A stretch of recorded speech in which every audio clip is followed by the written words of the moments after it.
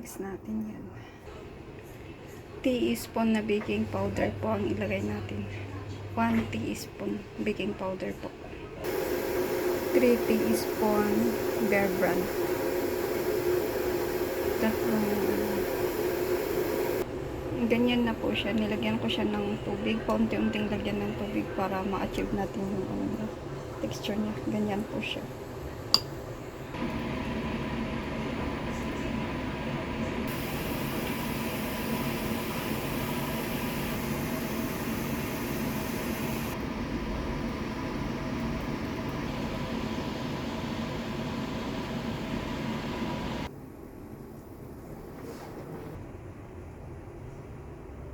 My finished product.